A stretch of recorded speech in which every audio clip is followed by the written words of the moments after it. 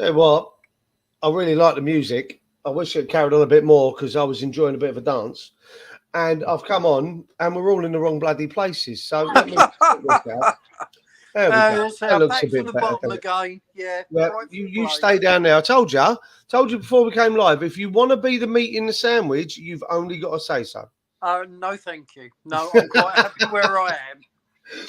Good evening, everyone. All two people. Welcome to Full Remain Extra Time, the headquarters show, our headline show every Monday.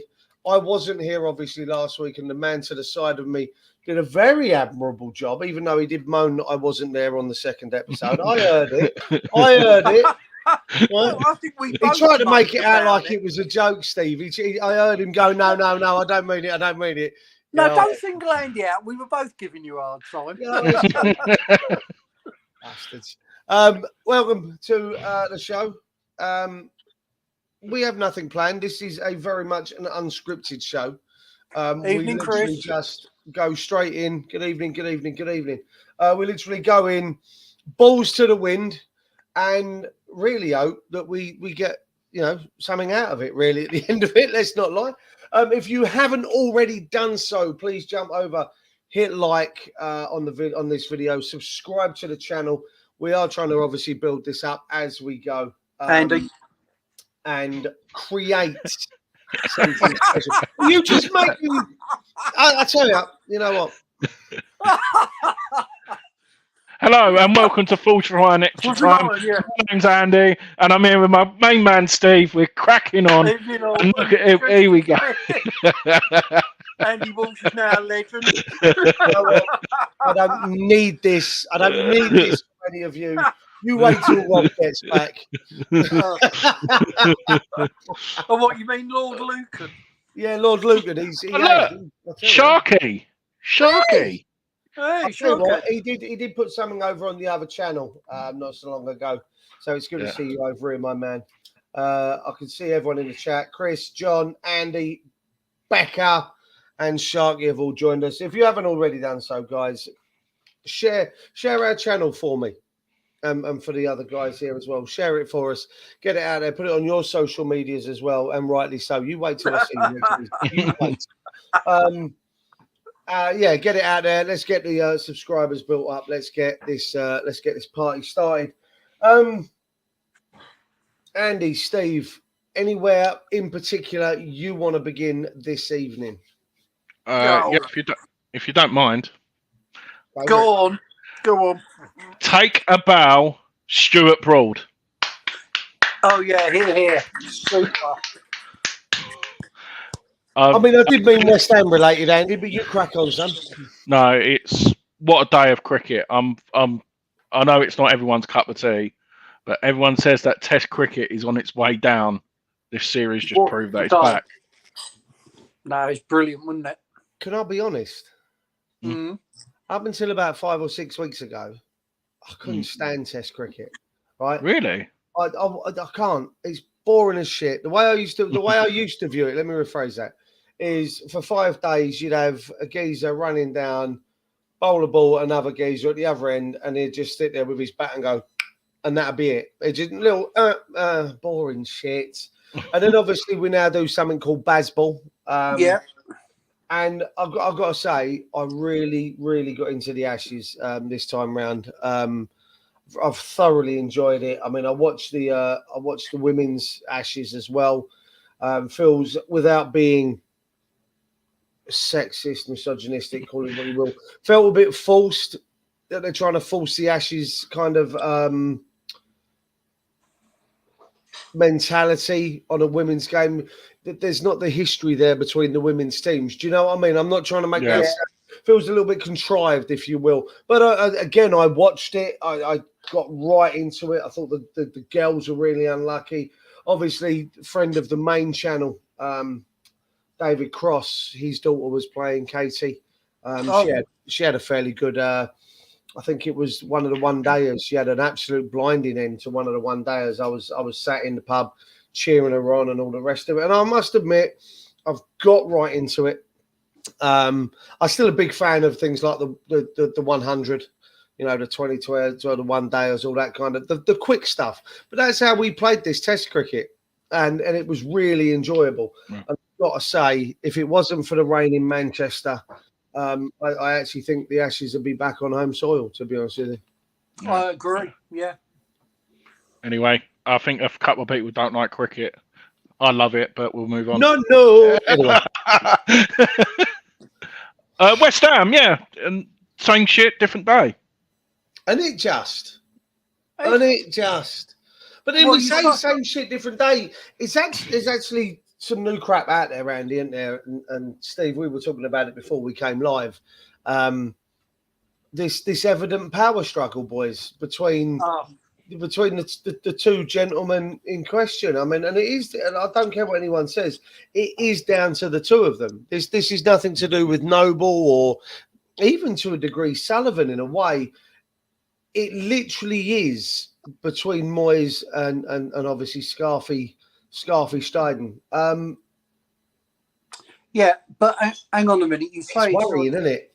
you say it's not down to Sullivan. Who's in charge? He is. Well, He's yeah, he is. Grand scheme of things, you're right. But what I mean, listen. In my opinion, Moyes should have gone if he didn't, shall we say, acquiesce to what's going on. I tell you what, if you gave me the authority, I could go in there and sort it out in a day. You know, it is really easy to sort out, but it comes down. You got a lot of time on your hands, then, Steve, haven't you? All I that don't bloody, think me or doing all this retiring stuff. Like, I know, sitting right? around He's and got bloody playing. So basically, what you're saying is, Steve, golf in the morning, sort out West Ham in the afternoon. Is that what you're going for here? Yeah, it would be so damn easy. You'd sit. I'd have to say, I'd sit Moyes down and say, "This is the new method. Like it or leave. You know, if you can't work with it, there's the door. Thank you for your service. We'll get somebody else in who can. This is the way we want to go." And that would be the entirety of the conversation. I wouldn't do any more than that, because you know I've got a mate who's a CEO and he's really, really good at it. But he doesn't take prisoners. When he wants his company to go in a certain direction, that's the direction they go in. And if you don't like it, no one's making you stay here. But that's what I've decided to do. And actually, he's one of the easiest blokes in the world to work for because it's all really clear. It's all straightforward, yeah. Yeah, do Yeah. that. Okay. What if I don't want to? Well, go and find somewhere where you can do what you want to do. But this is how we do it here. Do you reckon we could speak to one of the Saudi Arabian sides and see if they can, see if they want Moyes as a manager out there? See if we can, you know, club together as a fan base and buy him a plane ticket and maybe pay his rent for him for the first week, so we can get him gone out to Saudis, because that's where everyone else seems to be going at the minute. See, what saved Moyes was winning the Conference League. How could Sullivan sack him at that point? He couldn't. I don't think it's a case of sacking him. I think he should have walked though, Steve. Oh yeah, well maybe, but Moyes is it. I don't know. But He's big-headed and stubborn. yeah, and all it needs is somebody above him to go, right, this is it. You're not bigger than the club. This is what we're doing now. If you want to work within that parameters, yeah, we're quite happy to have you carry on here. If you're not, well, thank you very much. We'll find somebody who does. Andy, do you reckon Sullivan's got the bollocks to do that, though? Well, at the minute, he's probably going to hang it out probably until 3 days probably before Bournemouth, because at the minute he's only paying for 4 coaching staff. Just think of the extra money he's got to pay out. So the longer he leaves it, and then we won't sign anyone, and it'll be like, well, we didn't have time. But we can't keep losing money on top class players. E.g., if Skamaka goes, we can't. You know, I don't care how much he's got to pay out. He needs to start looking at the losses as well, which probably outweigh what he's got to pay out. It's, you know what? For me, it's a hard one. Like you say, I completely agree with what Walshy's just put in the chat, by the way, about I think it'll be gone after 5. I don't think we're going to have to wait that long. I think, Molesy, you're right in what you said there about we'll get to 3 days before the start of the season. I mean, listen, we're in group chats, not just the one with the 3 of us for the channel, but I'm in a couple of others, and Andy, Steve, you're in others as well. Yeah, obviously. And Andy, you shared the odds, didn't you, about 5 minutes before we came live, for the next person to take over as manager. And earlier, I mean, you've done it twice now, haven't you? Shall I read it out for the people in the chat? So the top 4. So about 2:00 this afternoon, next permanent West Ham manager, Javi Alonso, was top, and it had a padlock, so it was suspended. Yeah. Graham Potter was 5-2. Will Steele was 13-2, and Michael Carrick was 7-1. So me being me, obviously I put it in the group chat, I put it in a couple of other group chats. Yeah. And I was thinking, this has got some legs. And then 7:30, the new list is Graham Potter 5-2, Will Steele 13-2, Carrick 7-1, and now Javi Alonso further down on the same money as Sean Dyche. So what does that say? Well, Sean Dyche for me is just another. He's another Moyes. I'm sorry, I don't want him anywhere near my club. I want from. Sorry, Steve. You can jump in a second. For me, my first choice out of that would be Alonso. I think he did a really good job out in Germany. Towards the end of last year, young, up and coming, progressive manager. I know what we're going to say, that a lot of ex players don't always make great managers. My second choice on there is a bit further down the list. Michael Carrick. I think he had a absolutely cracking season at Borough last year. I mean, he came in, they were 3rd from bottom, and all of a sudden they were, even up until the last few games of the season, were in with a shout of automatic promotion behind Burnley as winners, as it was Sheffield United that came up. So they're my 2. I mean, don't get me wrong, you guys who have followed the original Forge channel will know how I feel about Potter and what Potter did at Brighton, and how the setup at Brighton from start to from top to bottom, from under 12s up to the first team, was the same. They played the same way. They had the same positions. Everything was set in place. That if you when you moved up into the next age group, whether or not you were an under 16s going into the under 19s, for instance, you're a 15-year-old going to play in a group with 18-year-olds. You knew your job, you knew your role, you knew your position. It didn't change. So when you got to the first team, if you developed as top players do, you went straight in because you were good enough. You knew your role. I said before about Basuma when he left and went to Spurs. Stood out in a Brighton side because that's all he knew. That was the only way he played. You put him in a Tottenham side, he ended up on the bench because he didn't fit the way Tottenham play. We saw he who shall not be named play for Arsenal against Manchester United and had a fucking mare. It was great to see. I'm not going to lie to you. But are we small and petty? But yes, we are. But I don't care. But then so.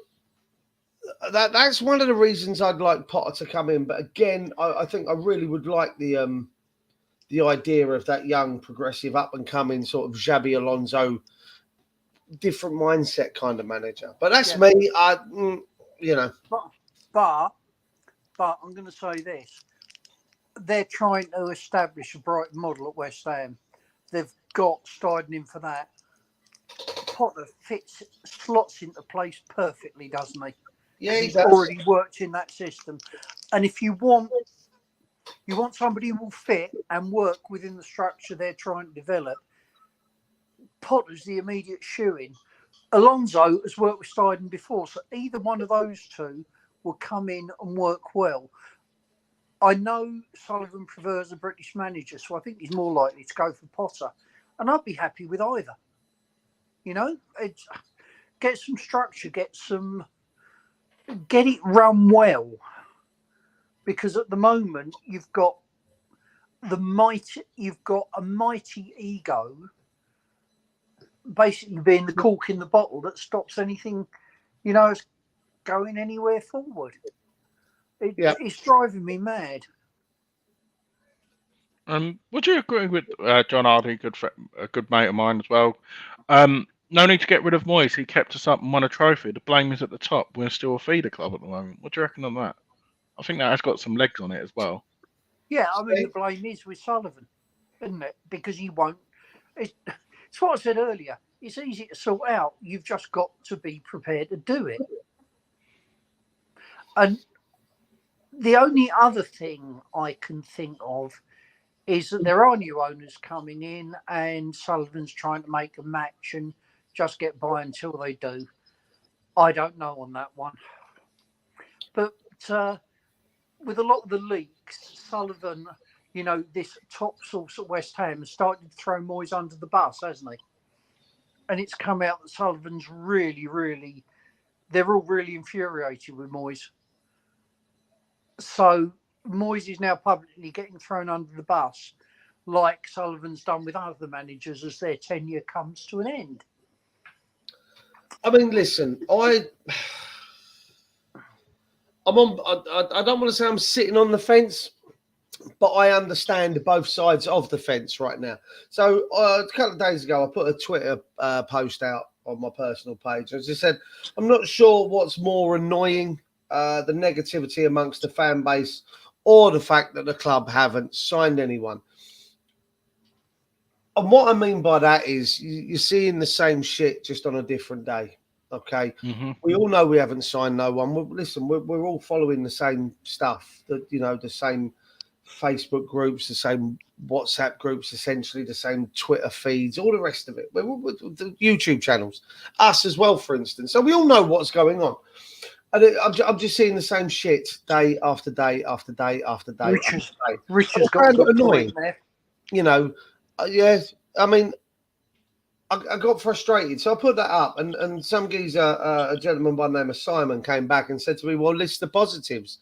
And I said, "Well, I'm not. You've misunderstood what I'm trying to put. I'm not saying there are positives, but we all know what's going on. We all don't need to keep reminding everyone every second of every minute of every day. You know what I mean?" And so he's put.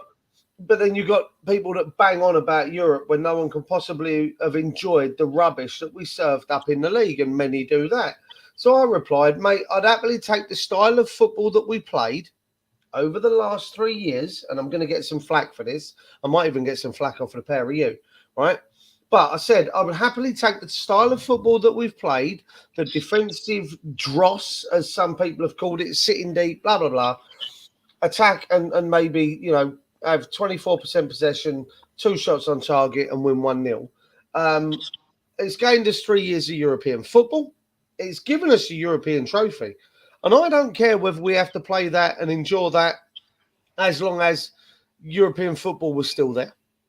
And the odd trophy came along. We've seen Sevilla do it, and they're about to go absolutely knickers up and balls to the wind at the minute.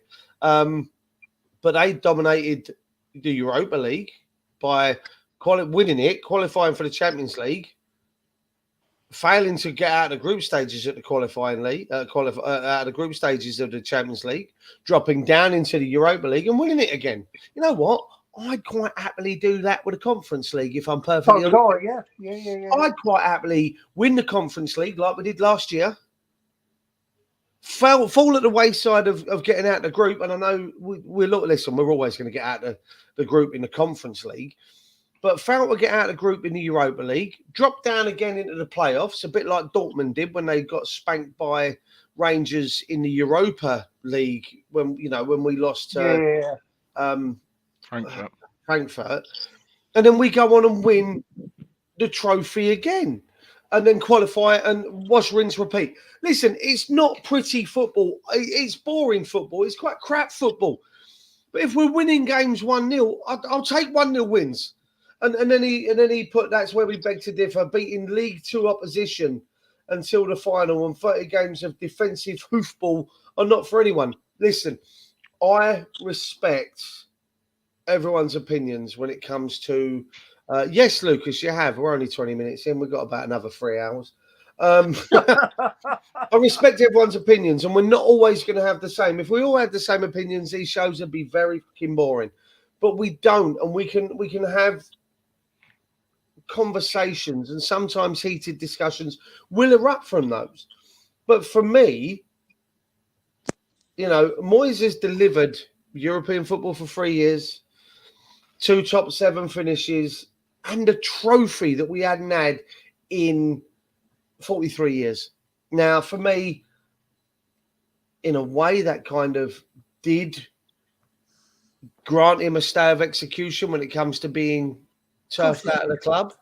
But also, on the flip side of that, I would have liked to have thought he would have gone out on a high, and then that next progressive manager comes in. I don't get me wrong, as I said, if we continue to be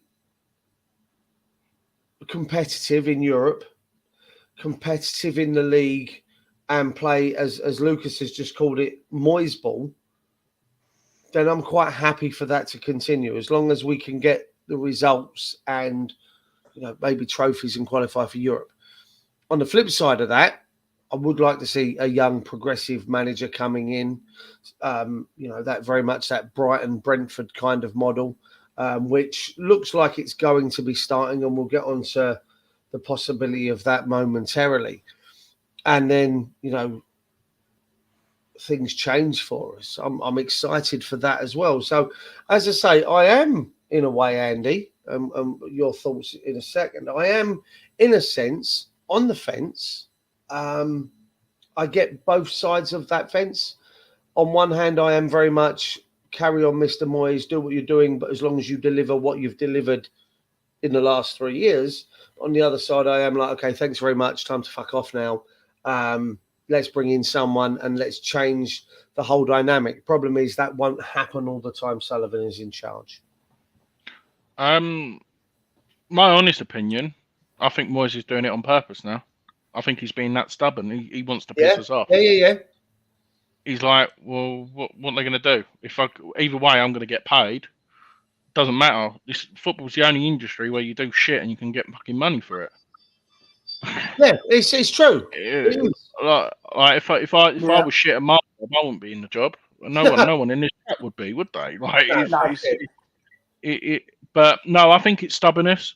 I think the fact that the coaching staff have left is a big indication of the toxic what's in from top to bottom in this football club. Yeah. Aaron Creswell, obviously rumours he didn't travel to France. It would be interesting to see whether he plays on Saturday. He's been at this club for 9 years, and all of a sudden he's been like that. But I've heard rumours as well that he's always been like that. But obviously nothing's really escalated the way he is. But no, it's worrying. But as every channel is saying, we don't want it to get too late. We don't want it to be 12 games in, 1 win, when we're playing catch up. If we're going to make the change, we should have made it in the summer, but we need to do it so the manager and the backroom staff and the people high above can get the players in who it would be. I agree with what people are saying. I agree. Like, I've seen a lot of people turn their nose up of people like Scott McTominay. You don't play for Man United or your country if you're shit. Might not be everyone's cup of tea, but he's a leader. I've said this. We've said this for 3 weeks. I don't want to talk about him all day. Like, it's just pointless repeat. But I am just getting so people talking about Fofana. If he's going to be like Paqueta, take 7 months to get used to the Premier League. We can't have a player in that crucial position taking 7 months to get used to the Premier League. It would be too late. But is it the player, Andy? There's the thing. Can I say something here though? You say about winning 1-0, and yeah, I'm happy for that. To be honest, I remember back in, because I'm old, I remember going over in the 70s and watching the lovely expansive football and us getting hammered. So I want to see a winning team, and this is my but. I don't want to see your but. No, I can understand that. Moyes has taken it as far as he can go. I don't think he can take us any further, and I think the model we've got will be stuck where we are now. The problem is you've now got, with it being toxic at the club, you're going to get players fed up, and you're going to get them underperforming on the pitch, and that is a recipe for disaster. You need a happy camp, really, and I think Moyes' time has run. I really do. I don't buy into this. Oh, it's all boring football. What about the Liverpool game? What about the Chelsea game? And a couple of others we watched. I mean, they were edge of your seat stuff. The 3-3 against Tottenham, absolutely brilliant. So there's been some really exciting games in there. Not as many as we would like, but there have been some. But I don't see we can progress any further. I think. Sorry, I know that you're. I think that the final straw was Saturday. Was when he made Souček captain. No, when he gave Souček the armband again after Aguerd went off. There's more other leaders on that pitch, and he's done that on purpose to get the fact, because he got shit for it for Dagenham. Was it Dagenham he was the captain? I can't remember what other friendly it was when you gave him the armband then. If Souček's going to be named our captain, he's doing it to piss us off. He's not doing it because, don't get me wrong, he captains the Czech Republic, but you don't. He's like, well, I'm just going to piss him off. He slacked the fans off all the time as well. He just wants to be sacked. Just fucking do it. Yeah, like you say, I think he's the payoff's there, Andy, isn't it? Either way, he either stays on in the job and continues to whine. If he walks away, he what's the word I'm looking? He throws away the loyalty bonus that he would get if he got sacked. Mm. You know. You see, the other thing is he's going to get a job at another club. It won't be a big club. I don't think so. I don't think he'll be one in the top flight either. I think he'd have to drop down to the Championship to carry on. Or Scotland. Yeah. All right, I'll tell you what. Let's move on from this one. Andy, I know you had a few things lined up for the people in the chat and for myself and Steve to discuss. Right. So the floor is. I'm going to start. Yeah, so I'm thinking of David Sullivan, and he loves a bargain. So I thought of free agents, and there's some decent players out there. And I'm going to start with one who caused us an absolute nightmare. In the Europa League semi-final for Frankfurt. It's all right. Yeah, and his name is Kamada. What's his first name? I don't know. I can't say it properly. You can say it properly. Sod that. I've seen a few people pronounce it different. You probably know it better than but people have pronounced it different. I'd pronounce it Daichi personally. Yes, I thought it was that. But I've heard other people say different, and I'm like, I even asked Google Translator, and that even sounded a bit odd as well. I should have borrowed Shelley's phone to ask Siri, because Siri sounds a little bit better, don't it? Yeah, but he is. I know you shouldn't go by transfer market's valuation, but he's valued at 27 million on transfer market as well, and his stats are pretty impressive. I think he will be a good addition, and for me, I love Paqueta in that central midfield role instead of a 10. So if we could bring him in and put him as the 10, because Paqueta loves getting stuck in, I think that could be the perfect mix. And I know a few people have said Fornals and Benrahma, but if you want someone, a few people out there now will say. By not having Benrahma in that 10, I can tell you that now. If I had to pick you, Kamada or Benrahma, everyone in the chat as well, let us know what you think of him as well. But if you had to pick, would you like him as a number 10 for West Ham? And I think he'll be great for Europe as well. Steve, do you want to go first? I can't remember him very well. If he replaces Benny, I just don't know what to make of Benny, to be honest. Sometimes it's brilliant. Sometimes you just wonder why he's on the pitch. I really don't know on that one. I'd have to bow to Andy's superior knowledge of the player. What? Oh, everyone who isn't, I know they've been around for a while. Sorry to interrupt. Subscribe to Claret and Booze as well. Nick, Gary, and John are good mates of mine as well. So if you haven't already, go and give them a watch as well. I bet a lot of you do, but I just wanted to give them a shout out. No, listen, I thought Kamada and regular watchers of the show will know. I like my Bundesliga football. I like, the Austrian Bundesliga. I like the German Bundesliga. Those that watch the channel, I kind of ranted and raved about Karim Adeyemi before he got his move from Salzburg to Dortmund. I did want Daka went to Leicester, and I did want Hwang Hee-Chan that went to Wolves. Don't get me wrong, they haven't pulled up any trees, but I still rate them quite highly as players. Now, on the other side to that, Kamada is a fantastic player, as you said, Andy. He ran us ragged across both legs. I mean, I was at the game at the London Stadium. And he dominated us. He dominated us in that role. It was. I'll tell you what it was. It was painful to watch from a West Ham fan side of it. It was hard, and I'd love to see someone like him come in. Paqueta. Yeah, agreed, Lucas. Andy, no. It's not. Listen, it's not. I've got anything against Benny. I thought Benny had a fantastic second half at points in the season. There were games when he was fantastic, and then there were games where the prick was non-existent again. And that's what frustrates me. It's his consistency. And I think, once Paqueta came in and came in and started getting once more he's realised his best position wasn't the 10, and dropped him into that midfield. Paqueta's got a bit of robustness about him. He's got a bit of a strong tackle to, He's an Argentina player, but a Brazilian, if that makes sense. He likes to get stuck in. And this is his stats from last year. So Kamada, 47 games, 16 goals, and 7 assists.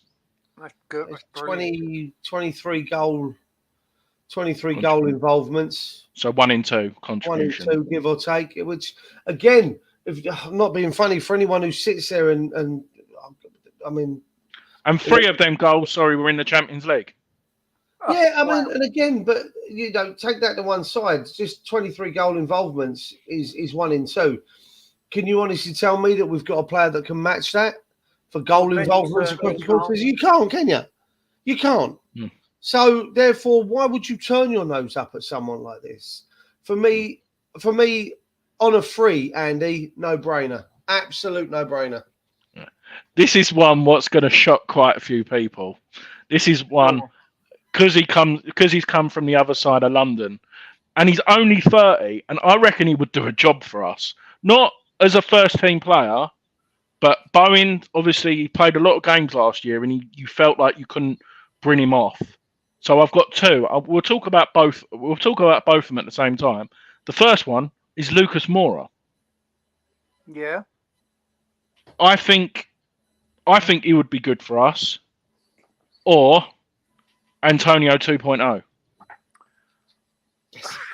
Yes. He's still a free agent. They're still a free. You know what? If Adama Traore could cross, it would be in anyone's team. He would literally be in anyone's team. It'll be unreal. But I think either one of these two will just give Bowen that freedom. Or if it's not playing well, he's done it a couple of times. Played as the lone striker if we needed him to as well. So everyone in the chat as well, if you think I'm crazy about Lucas Moura or Adama Traore, but Duke, we'll start with you on this one. What would you do, mate? I tell you now, I wanted him last season, Traore. Yeah. listen, if he could finish just 30% better than Antonio, he'll score double figures or more in the Premier League next season if we signed him. And I'm convinced of this. I'm absolutely convinced that if we could sign Adama Traore and played him as the lone striker, the way that we play, then I think it'd be that man. I can see I'm not sure if it's Nick in there as under Claret Moves, but I get that. No, I'd take Traore hands down. I really would. Like you say, it'd be a really good backup for Bowen. I also think it'd be a really good replacement for Antonio. But listen, you say he can't finish. He finishes better than bloody Antonio all day long. I think. Sorry, Steve. It's just the outlet. It's just the outlet. It's the outlet more than anything else, which swings it for me for Adama. Yeah, I listen. I used to be a big fan of Mora, but I personally think that his race has run. Sadly, I think he's a good player, but I just think his race has run. I think going to Spurs ruined him. Yeah. Okay, I'm just thinking with that experience, he's not the quickest, but he knows how to keep the ball. Do you know what I mean? And obviously, him being Brazilian as well with Paqueta and Emerson as well, so that bit of blend as well. But no, I thought I was going to get more backlash than that. I'm quite impressed with that. What about you? What would you think? Me, Traore. I just think he's a unit. I think there's a lot of player in there, and I think he fit very well into our system. And if you're right, if you swapped him for Antonio, you'd just bully defences. I mean, would you really want to go in for a 50-50 with Traore? Give me 4-4-2 with Antonio and Traore. Stop being a pair of centre backs watching that coming towards you. I'll be somewhere else. I think. Talking of centre backs. Here we go. What you got, Morris? I've got. Hang on. I know there's one name coming up, right? And if he sets foot in my club, and if we do decide to go after him because you put his name up on screen, right? With that dress sense, he needs to smack up the side of the head. But we'll leave that there. We're coming with him in a minute. But you carry on with your centre back. But the one with the dress sense, I'm going to smack him. That's the striker, isn't it? Oh, TD. Yeah, and a striker. He's a midfielder. Oh no, not him. Yeah. All right. Carry on. First one is Yerry Mina from free agent now from Everton. Good age still. I know he's played on the. Sean Dyche didn't really play him. He's 28. Still plays for Colombia. He's an absolute flipping unit as well. I just think another body with. I know we've linked with Jonathan Tah. I think we need Jonathan Tah anyway. And he's come out openly now and said he wants to come to West Ham, I've heard. So that will be a good addition. But I just think I love Oggy, but I couldn't trust him to be a backup for all the season. And especially if we bring in a new manager who wants to play this expansive football free at the back, could we rely on Oggy to play 4 games a month, for example? I don't think we could. So I think, especially in a back three, I think he could be a good backup. Not first choice, but a good backup. You can even offer him a 1-year deal because we're not paying a transfer fee. Do you know what I mean? Not chuck him on a 3-year deal. Everyone in the chat as well probably thinking of losing discredit every 10 minutes on saying something, but anyone else? Yeah, but you say that though. Everybody was up in arms when we got Craig Dawson, and what a cult hero he is for us. You know, we all love Big Dawes, and we'd have him back at the club tomorrow if we could. So why not? You know, just because it doesn't look a particularly attractive signing on the face of it doesn't mean so it won't work very well. Yeah, back up. Yes. I mean, listen, it's just cropped up on the One Football app I've got open on the other page. Apparently, what's the words? West Ham moved for £15 million Bundesliga star, now gathering pace, which then goes on to obviously name Jonathan Tah in now. Me personally, Yep. I Yerry Mina again. He's one of about three that I've actually considered, Andy. If I'm honest, that include or would have included. I think it was Robin Koch at Leeds. Yep. And the other fella that's a centre back at Leeds, they both got. I know Robin Koch. I think they both had non-championship Yeah, I think I know what you mean. I can't remember his clauses name now. in their contracts. That meant that they couldn't play in the championship. Which I think Robin Koch's gone somewhere else. But I think is it Ayling, whatever. I mean, Luke Ayling, yeah, that used to Luke right Ayling. back, innit? Yeah, there's he's right. another one in there that can't play in the championship. So a loan deal would probably suit both parties. Yeah. But we do need someone. I mean, as you know, other channels have alluded to, you're gonna lose the likes of Zuma for I'd say 8 to 10 games guaranteed over the course of the season. You're gonna lose a Gerd for a couple of months when he goes to play in the AFCON. I think it's January and February. So we are gonna need someone else in. You know, I mean, personally, you got Jonathan Tah there, a name that I'm going to bring up later. Homegrown player as well would be another one of my go-tos, if you will, or needs, shall I say, as a player. But yeah, Yerry Mina is not a bad shout, mate. I mean, it's not ideal because I think as a club we can do better. That might sound really pompous and arrogant and a bit cocky in a way. And like I say, Jonathan Tah is a better option, and I feel the guy I'm going to mention later is going to be a better option as well. I know Jonathan Tah would be like him, Zuma and Aguerd as a back three would be outstanding. Like that's just no question. But like I agree. Like everyone goes, well, you're probably wasting a little bit of money, but we can even offer. It's only a year. Do you know what I mean? It's not a lot of money, really, when you think about it. Lucas, dry your powder, son. Dry your powder. We will be getting there soon. Hush your noise. So for me, I want to see Kehrer as defensive midfielder. Changing the subject completely, I think he'd be damn good there. Don't know. What do you guys think? I said the same about Diop. Let's not go there. Yeah. That's all I've got. I said the same about Diop, and he turned out really well, didn't he? So, I mean, don't get me wrong. Kehrer is probably a better possibility at that role than what I would have gone for. But that being said, it's whether he wants to or not, isn't it? Yeah. He plays there in Germany sometimes, so I'm told. Yeah. Maybe. Another player is years ago he was talked about as the next big thing. I remember him being a part of that's how long ago it was. He got voted in the team of the season when Villa got promoted, and that is former Manchester United is Tuanzebe, 25.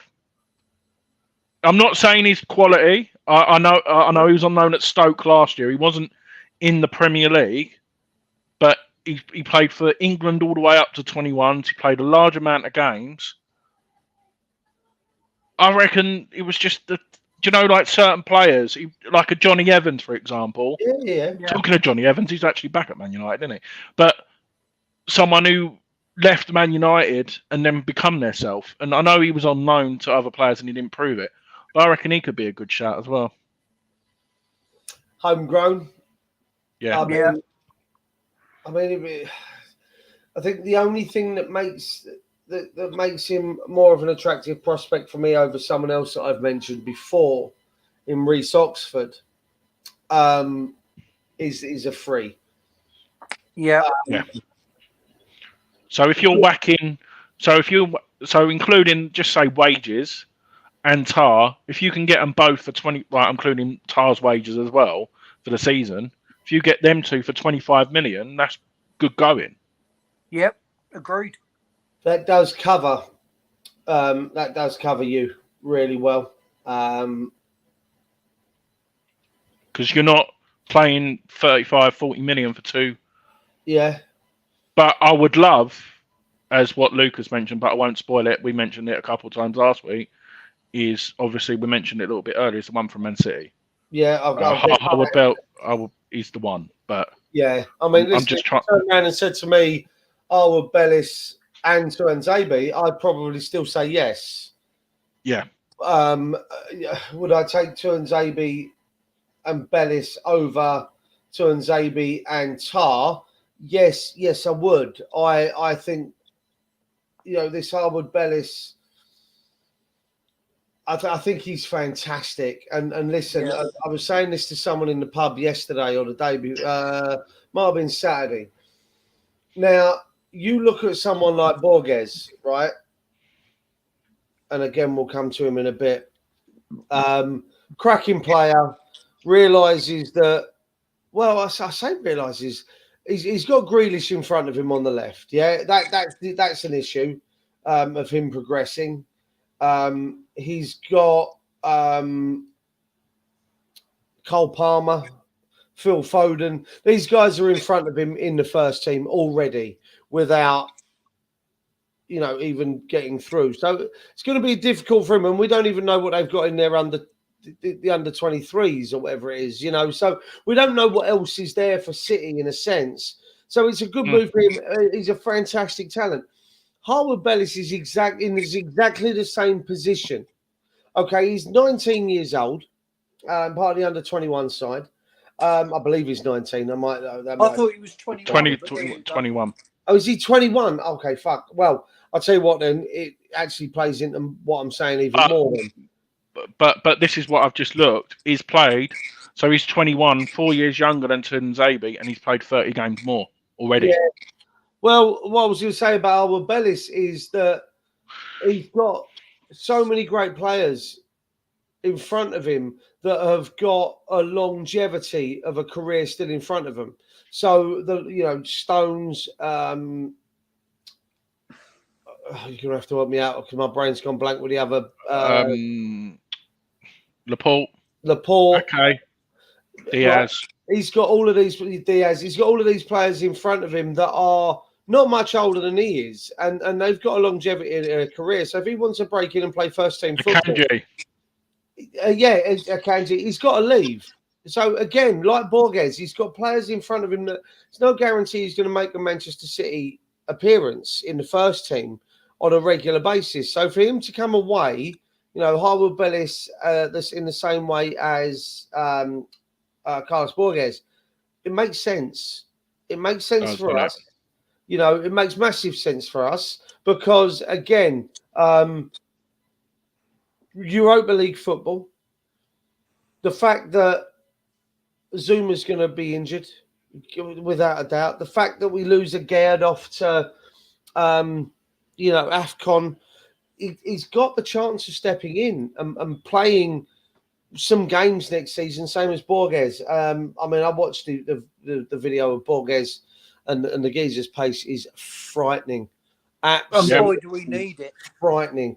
But that's where we lack, and we always have. So, listen, if we could get Tuanzebe and Howard Bellis, and we got Howard Bellis for 15 million with a 45 million pound buyback clause. You'd offer 30 for both of them, wouldn't you? Yeah. You'd offer 30 for both. Offer 30 for both, and the buyback clauses would be about 80 million pound, right? If they chose to buy those players back inside 3 years, right? That's a good profit. We make 50 million pound for basic. We get paid 50 million pound for having those two on loan for 3 years. Right? For me, that's a no-brainer. That's a no-brainer. Why did we bring in Tim Steidten? For exactly that reason. Okay? Yeah. Rob Newman. Rob Newman knows these players. I don't care what anyone says about Rob Newman. I still think that Rob Newman has been thrown under the bus slightly. You only have to listen to the David Moyes Diary of a CEO podcast when he said about Julian Alvarez. Rob Newman went, go get this fella. We could have got him for 20 million in January. We didn't.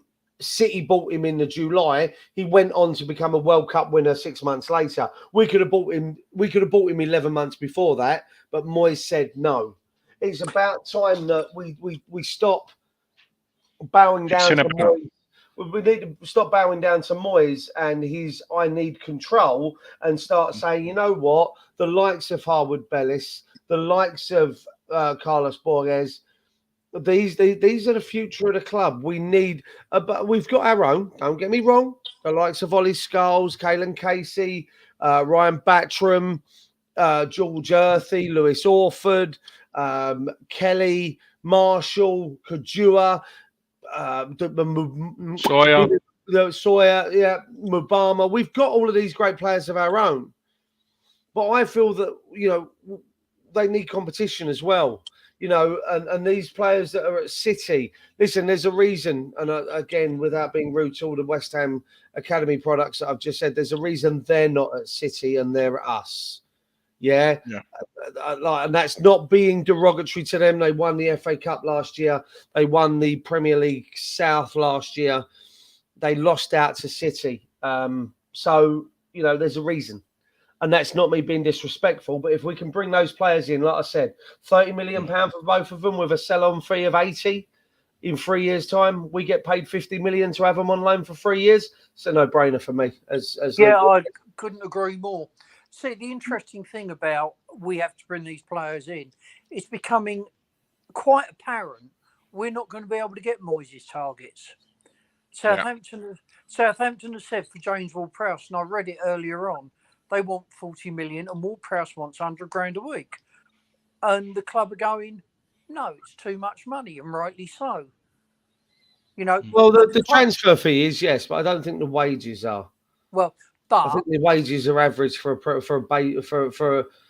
an average Premier League player this year. Now that's where we're at. Basic average players will earn between 80 and 110 for just a generic player. Unfortunately, that's just where we're at.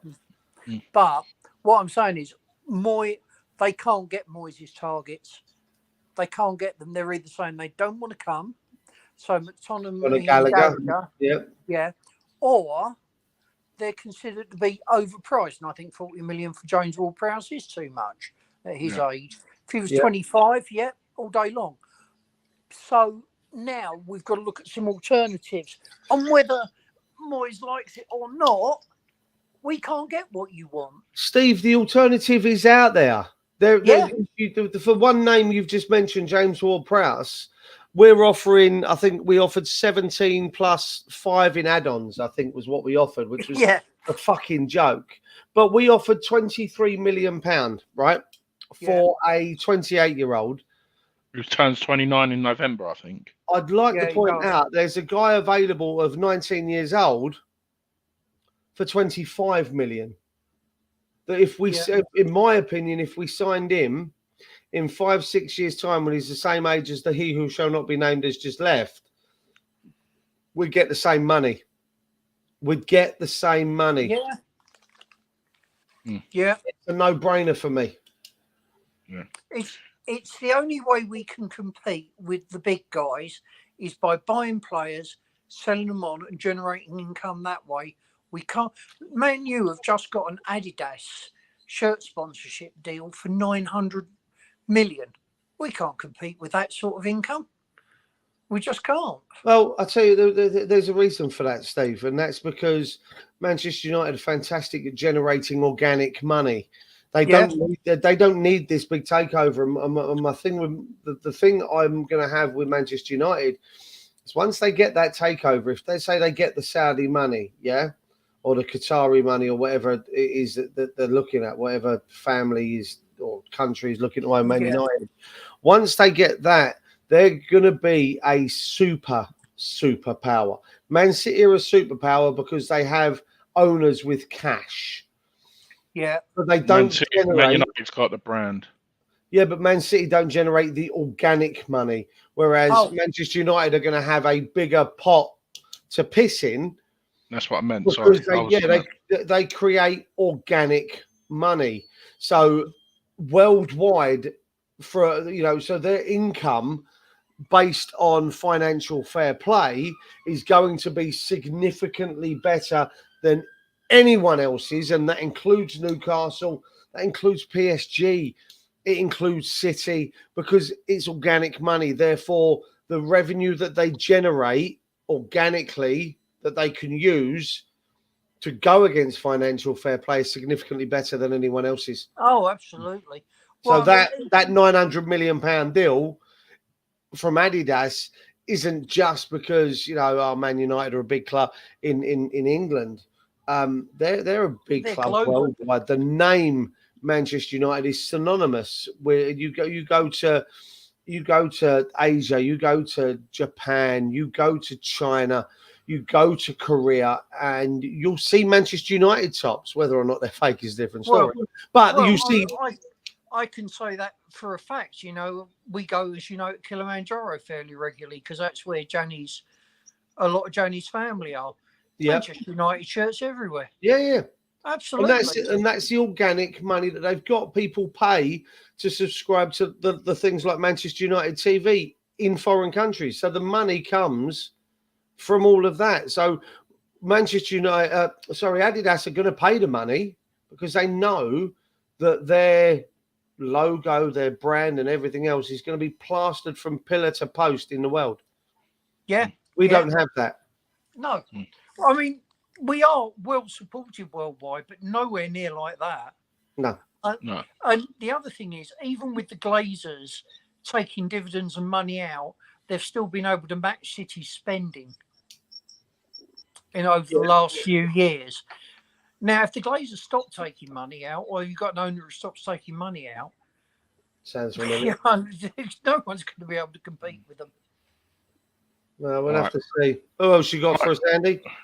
This is one who's Mike calls another one is a striker. Yeah, people say that we've got Mubama, we've got Antonio, we've got Scamacca. Me, Antonio, he won't be here by the end of this window, in my opinion. So yeah, so we've got Mubama, Scamacca, and Ings, and I'm I not think sure Scamacca will be here. I think he will be. Yeah. Is this man, former Rangers striker, Alfredo Morelos. And the reason why I've picked this man, people say it's Scotland.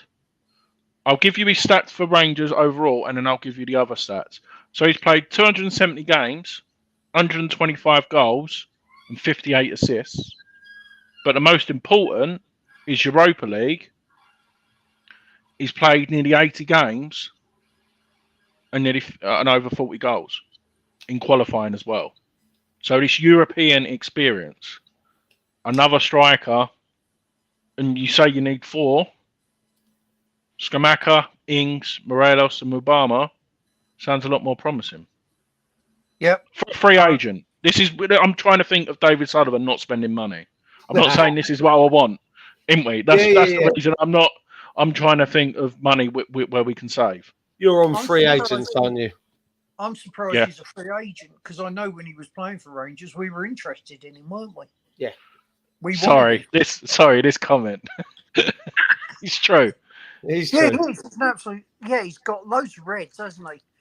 Overall, right. So in 270 games, he's got 66 yellows and 8 reds. As a striker, I mean, listen. But I think he'll be good. I like that. I like him. He's an animal. I get it. I'm not going to say I don't. I do get it. It's one of them, mate. I'm very much yes and no. He's got that Arnie feel about him, and Mark Arnautovic. He's got that feel about him. But don't get me wrong. There's one other player that I would prefer, but he would cost us. And he has got his heart set on leaving his football club. Whether or not he goes to the Saudi League now is Mitrovic. I think Mitrovic would be another player like Morelos. He's a bastard. He sticks himself about. I mean, listen, I haven't forgiven him for the red card against that we got. Souček, yeah. Yeah, I say I haven't forgiven him. I mean, I don't forgive the officials on that one either. But I'm on But the for a fence.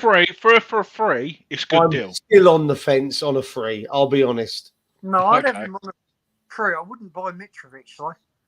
He's 27 as well. He's only 27. Yeah, Mitrovic is a bit older. He's basically thrown his toys out of the pram saying, I want to go to Saudi. You don't need that aggro. You really don't. Whereas if you got Morelos in, he might actually be grateful to get a club. And that's the difference. Yeah, but we can't afford to be playing with 10 men for most of the season because the prick would get sent off. Let's not think about. All right. I understand both points of view, to be fair. And my last two are former Arsenal players. And the reason is for our quota, our homegrown players. So this is another one on the free. So the first one is Ainsley Maitland-Niles. Yes, is the answer. Can play multiple positions. I think it would be a good addition for us. 25 years of age. His injury record's not been great, but the last couple of seasons, he was playing for a shit Southampton side last year. Obviously out on loan from Arsenal, so I can make the exception. And another one, he's only 29, and if he would take a wage cut, I'd still would have him, is Alex Oxlade-Chamberlain, but on a low wage. No, not in a million years. No, Okay. 2 injury pro. It's not even that. I just don't rate him. I just don't rate him in the slightest. For me, my opinion, I don't rate him. This is for homegrown quota, yeah. So yeah. No, I get that, but we can get homegrown quota from elsewhere. Andy, you know, you mentioned Tuanzebe earlier. We mentioned Reece Oxford. Reece Oxford, you know, I'd take him. You know, out in Germany at the moment, Harwood Bellis. You know, Ainsley Harriet, yeah, maybe. So you know, there are options there. I mean, the one you mentioned, you put up earlier before we came live, and you mentioned Tom Davies. Please no, just because of his dress sense, we're already a fucking laughing stock as it is. You bring that in with his dress sense, it just makes. I thought you was on about Calvert-Lewin as well. That's listen, both of them. Both of them. Even both out. I don't want to see them because listen, their dress sense. They, you know, we're already a laughing stock. Would make it even 100 times worse with them pair coming in. Tell you who is a free agent who Moyes would love. Jesse Lingard. Don't say. I'm gonna punch you in the. Right, that's it. No. No, you don't deserve it. Go away. Yeah. I can't believe he even said it. But he would, wouldn't he? Let's be honest. Yeah, but listen, a year ago, we were all clamouring for that. I wanted him back. He had a blinding 6 months with us. I would have taken him last season. He went for the money, Steve. He went for the money. He could have been playing in Europe.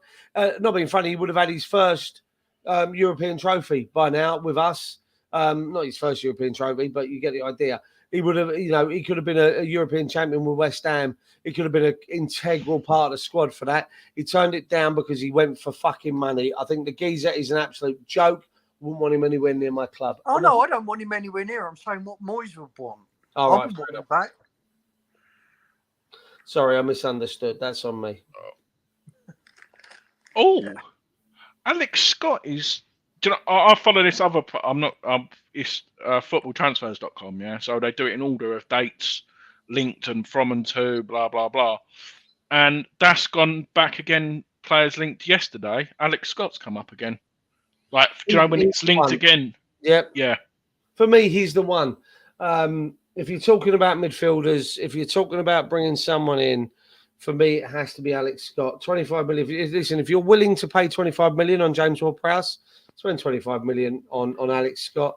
Yeah. And then what you can do is get Kamada in as well. Yep. So he's not got that pressure of being the main man. He can be his understudy, so to speak, if that makes sense. Yeah, I mean, that for me is the key. I mean, you've I'm not being funny. You've really just given us some real good free transfers there. Yeah. One, I'm surprised people haven't picked up on already. And two, would I think personally would jump at coming to West Ham. The likes of Maitland-Niles, the likes of Adama Traore, I think with the European football added there, I think would be something that might have him interested. You know, Tuanzebe, I think would not only be interested, but would be a relatively good addition for the cover that we need. You know, you had, like I said already, but Harwood Bellis and Carl. Listen, if we end up, and here's the key for me, if we sign 3 players for cash in Borges, Harwood Bellis, and we have been linked with Harwood Bellis, so this isn't just a name that I'm going to want. We have been linked. If we could sign the 3 players for money in Harwood Bellis, Borges, and Alex Scott, and then we looked at that free agent list there, and we went and got, I don't know, Ainsley, Maitland-Niles, Commander, and Traore.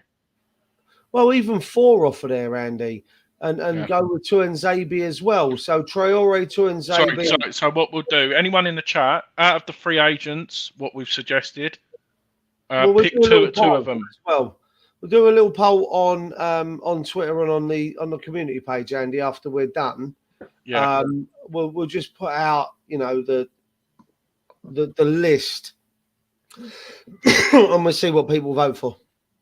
Yeah. Yeah, I think he'll be good as well. I don't know why this hasn't been done yet. I think we kind of took our foot off the pedal. By all accounts, we've reached an agreement. He's got a choice between 3 clubs now, of course. But then that for me, that's too late because we are run like a fucking circus. And if you have a half-decent side coming in, then he's going to pick that. I mean, we should have got it done already. But again, I mean, I rated him very highly. Again, people that watch the other channel would know that when 6 months ago, a year ago, I was banging the drum for Dennis Zakaria, or 18 months ago, I was banging the drum for Zakaria, knowing that he was out of contract in Germany, and I was literally banging. I think it was at Mönchengladbach, banging the drum, get him in. He's 6 months left on his contract in January. Get him in. He ends up signing for Juventus, and then obviously goes on loan to Chelsea. I still rate this guy very highly. I'm a huge fan. As I said earlier, I watch a lot of Bundesliga football. Shit, so, he's only 25. I know he is, Andy. Oh, yeah, he's a young great player. Christ. You know, I remember him for the Swiss because he plays next to Xhaka, and then they bossed it in a few of the when I've seen them together, innit? Tell you what, transfer fees only, 55, no, it'd be 70 million pound. Yeah. You go to 3 players for 15 million, as we've already said. I think Scott will probably cost 25 if I'm being perfectly honest. No, that's what I mean. That's fair enough. Yeah. 15 for Harwood Bellis, 15 for Zakaria, 15 for Borges. Borges, whatever his bloody name is. We'll find out when we sign him. That's 45 million quid. You chuck Alex Scott on the top of that. Yeah. That's 70 million quid. I think that's really good business for them 4 players. And then if we look at 4 free agents, as we said earlier, Andy, you know, Traore, Tuanzebe, Kamada, and Niles, I think that's, for me, if we can get something like that tied up in the next 10 days, listen, it's taken a while to get it going, but that, for me, will be an absolutely fantastic transfer window. Yeah. Well, let's face it. Even signing a player at the moment would be an improvement. I actually think if we got those 8 players that we've mentioned, or 8 players of a similar ilk, I think that means. And listen, hindsight's a great thing, and we know that last transfer window has turned out to be shit in a way, apart from Paqueta. I still don't think that Scamacca has been given a fair run of the dice, considering that it's the fact that it's the way we play, not him. I think spending 70 million and bringing in 8 players the 8 players we mentioned, it'd be a better transfer window. Even though we've lost it, even losing Declan Rice, I still think it's a better window. You said it. Yeah, I know. It's because I'm not talking about him in praise. I'm just talking about the fact that we sold him, the fact that he's gone. That's a pound in a swear jar. It is. I'm sorry. I will. Yeah. I'll But put it in there. what have I always maintained about he who must not be named? Sorry. When he goes to a bigger club, I said he wouldn't cut it. Well, listen, we've got to wait and see. And I will reserve judgment. I still think, as I've said before, best player in his position at his age in the world. I still stand by that. I don't. That doesn't change just because he's gone. But I think Arsenal have to find the best way to play to get what they need to get out of Declan Rice. Don't expect Declan Rice to change. You're going to have to change to fit Declan Rice. Unfortunately, we played in that way. Arsenal don't. So they're going to have to figure that out now. That's not our problem. No, absolutely not. Yeah, I agree. It's not our problem. Not our problem anymore. Andy, we're going an hour and 10 minutes. I think we'll give it a couple more. Is there anything you want to talk about while we're here? Other than your free transfers? No, it was just more of a question to do with how many players are we going to sign before next Monday? That's 3, by the way, not 0. I think we'll get 3. I think we'll get 3 in. So there we go. There's one of the other channels is going live momentarily. Okay. And they're saying, or if they're not live, it might just be a pre-record. That Moyes is only working with David Newman. Or Rob Newman. Rob Newman. They're only working. It's only them two working together, and the fact that they're kind of keeping Steiden on the fringes of what's going on, which is a worry when you consider that Steiden's meant to be their boss. So I think it's difficult. I do think that Moyes is working against, or he's battling against everything that's being suggested. You know, the names that we've mentioned ourselves, Borges, Harwood Bellis, and Alex Scott are the sort of players that's the sort of profile we should be looking at. These players that are ready to make the step into first team. And let's be honest, Borges very nearly made his debut, first team debut for City last year. He was right on the cusp, and I know this because I've got someone that I talk to on a regular basis that is inside the City camp. Okay, not directly inside, but he talks to people that are inside the City camp. He's up there every month. So I know that, you know, this guy was there or thereabouts. Harwood Bellis is a European champion with England. You know, he's someone that's on the cusp of making the first team. So why not take a punt on these boys and bring them into the first team? They're not quite. Listen, there's no shame at being 19 years old and not being good enough to break into the Manchester City first team. There's no shame in that. There's no shame in that at all. There's no shame in having to come to a club like West Ham to make your first team debut. There's no problem in that. There's no shame in that having to happen. Unfortunately, there are too many players out there that feel that these sort of steps are detrimental and would rather still play for a developmental side at 19 with the opportunity. They don't want to go out and cut their teeth. And I've said it many times. I personally think Premier League 2 needs to be scrapped and you go back to reserve team. Sorry. On what you found. Guardian Sport. Obviously, this is just thinking what someone's quoted. West Ham have accepted there is no point in pushing Steiden's players on Moyes, and they're going to back their manager. No, don't get rid of your manager. Sorry. That's the only place I'm at. There doesn't need to be another conversation now. Man U set to receive fresh bid from West Ham for Easy Target as report reveals major updates. So that's referring to Harry Maguire. Apparently, Inter Milan have made an offer for Gianluca Scamacca. This is all coming off of the One Football app. So, you know, I tend to disregard some of the some of the sources when it comes to One Football. Guardian of will be you watch- Jacob Steinberg, won't it?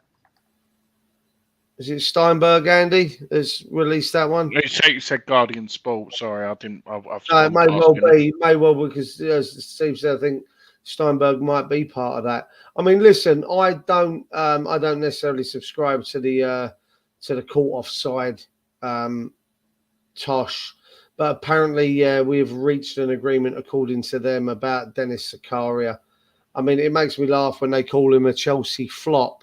Well, everybody was a Chelsea flop last season. There it is, you you can't. It's ridiculous. Shit like that really does wind me up. I think if we give Moyes what he wants, all we're doing is feeding the beast, and there's a huge problem there. We just have to try and convince Steiden that it's a year at most, and that Moyes will be gone. After that, I think that's the key for me. Will he? Yeah, I think he will. We won't renew his contract. And logically we shouldn't. But who knows what Sullivan's going to do? That's true. Fair comment. He shouldn't be there now. So again, can't argue with that. But he is. So it's not beyond the realms of possibility that Sullivan turns around and keeps him on. And that, well, I think I'd lose. Well, listen, let's not think about that, because the club might be sold by then. So it might not be that it's Sullivan doing that. I wonder. Hopefully. Right, that's an hour and 16, hour and 17, chaps. Really enjoyed it. Anything else you want to add, Andy? Just obviously, I know we're only doing one show a week, but if I hear anything, or if we're close to another player who we've not mentioned, I might just drop a 5-10 minute video just to keep everyone in the loop as well. But I do like the fact that we keep it in this format as well, because if we were doing videos every day, we wouldn't have nothing to talk about on a Monday, and I like it Monday slot. So I'm not going to bore everyone with everything. So if anything does happen, we'll drop a video in. Yeah, I mean, once the season starts, we will be up and running with things like the previews. Hopefully, once we find Lord Lucan over on the other channel, we will certainly be bringing back the stuff over there. Look, keep an eye here, because again, we will be bringing other videos to the channel. But the things like the extra time reviews and the previews and stuff, we will be doing stuff with us. Hopefully, like I say, if I can find Rob back on the other channel, we will get those going as well. So I'm going to be a very busy man when the season starts, apparently, but I'm looking forward to it. Guys, Steve, anything you want to add? Sorry. No, I think we've covered it all. Other than Moyes out, really, I've just had enough now. Hashtag. No, boys, thank you very much for joining me. Everyone in the chat, there are a few of you still about. If you haven't already, drop a like on it. Leave a comment on it. Let us know your thoughts on how we've gone with the video. If you know anyone that hasn't subscribed to the channel, take their phones, search Forged from Iron Extra Time, subscribe it to them, stick the bell icon for them as well. And while you're at it, double check that they haven't subscribed to the original Forged from Iron channel. Get them on there as well. Literally, just take their phones. It's what I've been doing to people in my pub. Get your phone here. Let me type at YouTube. Yeah, good. There we go. So that's, just do that. And we shall see you in this format in 7 days. As Andy says, there might be something. Craig David. Eh? Craig David. Craig David. You're gonna. I was going to say you're going to fill him in, but it is what it is. That's a bit personal. Well, I didn't mean it like that, sir. I mean, in all fairness, let's rewind. If you're talking about that's a bit personal, that's a whole different platform that we're not going to be starting one of them extra time. I'm certainly not going to be making an OnlyFans page. That's a bloody certainty.